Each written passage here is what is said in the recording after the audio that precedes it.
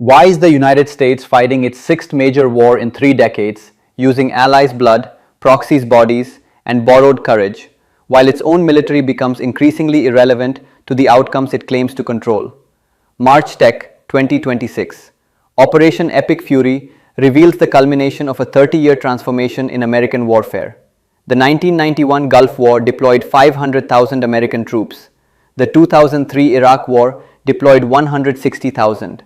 The 2026 Iran War deploys 30,000, supplemented by Israeli pilots, Saudi bases, Emirati intelligence, and the implicit promise that others will die so Americans won't.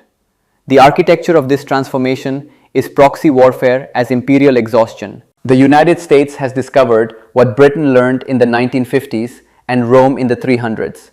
Direct military control of distant territories costs more than the territories are worth. The solution is not withdrawal but delegation, using local forces for local objectives, providing technology and funding while avoiding casualties that would trigger democratic accountability.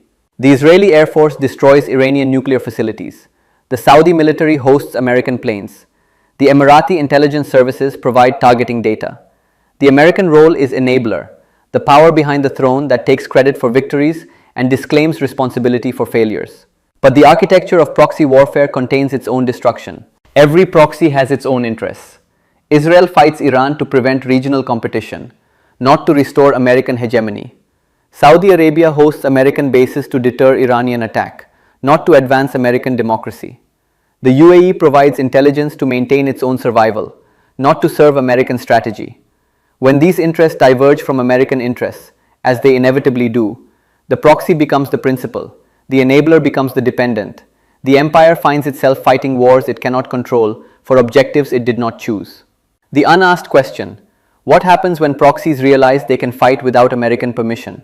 The answer is unfolding in the Red Sea. The Houthis, armed by Iran, not America, have closed shipping lanes that American carriers cannot reopen.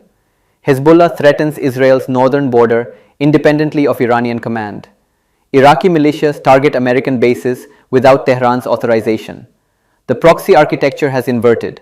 America's proxies, Israel, Gulf states, require American protection, while Iran's proxies, Houthis, militias, Hezbollah, operate autonomously, creating facts on the ground that force American response rather than serving American strategy. This is not alliance, this is entrapment by the enabled. The 30,000 American troops in the region are not the tip of the spear. They are the hostages that ensure American commitment, the tripwire that transforms any attack on proxies into attack on America. The architecture of proxy warfare has become the architecture of human sacrifice. American soldiers die not to achieve American objectives, but to demonstrate American credibility to allies who increasingly doubt it. What do you think? Is this smart power, leveraging local forces to achieve global objectives without excessive American cost? Or is it the imperial exhaustion that substitutes other nations' children for American ones, creating dependencies that trap the United States in conflicts it cannot win and cannot leave? Drop your thoughts below.